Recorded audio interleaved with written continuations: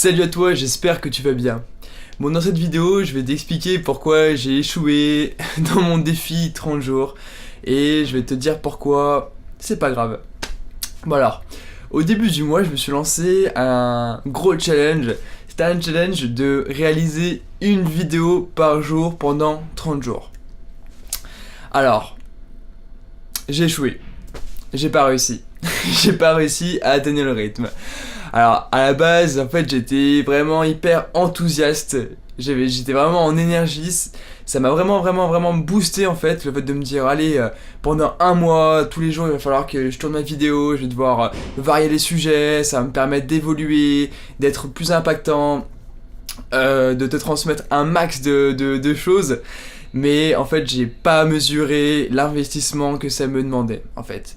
Si clairement j'étais payé à faire ça, si c'était vraiment mon job de tourner des vidéos et que je pouvais y passer vraiment tout mon temps, ou vraiment une grosse partie de mon temps, ça aurait été réalisable. Mais là, vu que j'ai pas mal d'activités à côté, je travaille sur pas mal de choses, et bah c'était un peu difficile pour moi et du coup j'ai pas mesuré l'investissement que ça allait me demander. Du coup ce qui s'est passé c'est que j'ai réussi à fournir une vidéo par jour pendant 6 jours.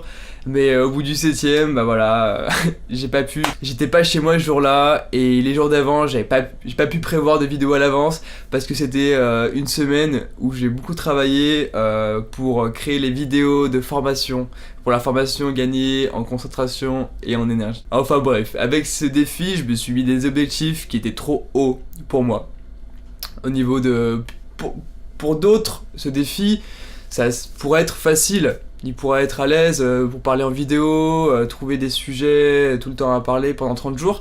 Mais pour moi, c'était un petit peu trop difficile et j'ai pas réalisé ce que ça impliquait, et que si vraiment je réalisais ce défi, j'allais vraiment... ça allait déséquilibrer d'autres domaines de vie, dont des domaines comme la famille, les amis, mon couple, mon activité professionnelle.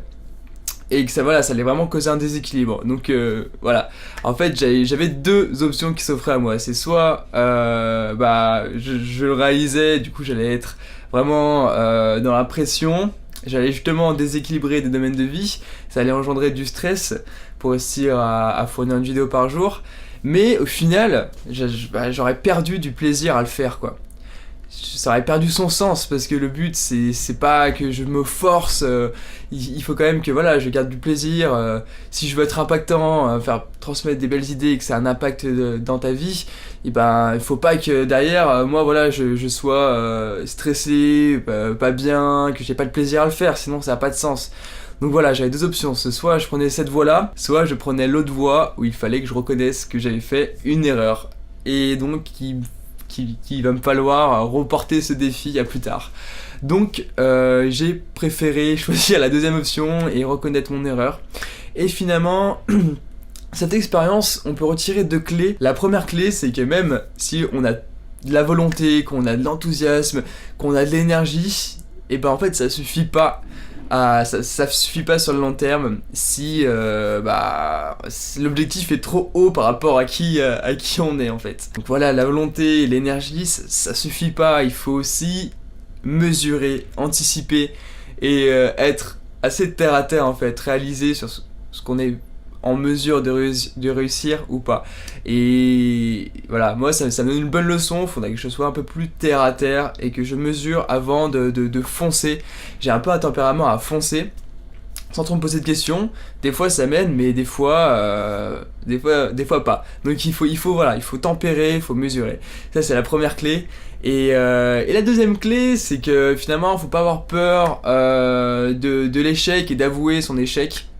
Et pour ça demande à laisser son ego de côté, à laisser son petit moi qui a envie un peu de prouver des choses, il faut apprendre à accepter ses échecs. Faut pas se mettre trop la pression, et le but c'est de faire de son mieux. Et si on échoue, finalement ça nous aura appris quelque chose. Donc c'est pas grave. Il faut l'accepter, il faut pas s'auto-flageller, ça sert à rien, quoi. Voilà pour les enseignements que je vais en tirer et qui j'espère vont vous inspirer. Par contre, je tiens à vous dire que je vais pas abandonner le fait de faire plus de vidéos que d'habitude. Donc ça sera pas une vidéo par jour, mais je vais tout faire pour en faire un maximum. Et voilà, le but c'est quand même aussi de se dépasser dans ce défi. Et voilà, et d'ailleurs s'il y en a qui ont du coup accepté de faire ce défi 30 jours et qui sont en plein dedans, bah, j'espère que vous le réussissez. N'hésitez pas à me dire où vous en êtes avec votre expérience. Et voilà, le but c'est pas de s'auto-flageller, de se mettre une pression de ouf. Mais voilà, le but c'est quand même de prendre du plaisir tout en s'améliorant. Donc voilà, c'est pour ça que moi je vais pas continuer ce défi 30 jours, mais je vais faire de mon mieux pour faire le maximum de vidéos, partager un maximum de choses avec vous. Donc bah, n'hésitez pas à me dire ce que vous en pensez dans les commentaires, si vous aussi ça vous est déjà arrivé de vous être mis des défis, des objectifs trop hauts. Et ce que vous en aurez retiré. Voilà, je pense que ça peut être utile pour tout le monde. Donc voilà, je vous dis à bientôt. Du coup, je sais pas quand je vais en fin de vidéo, mais on verra. Surprise. Allez, à bientôt.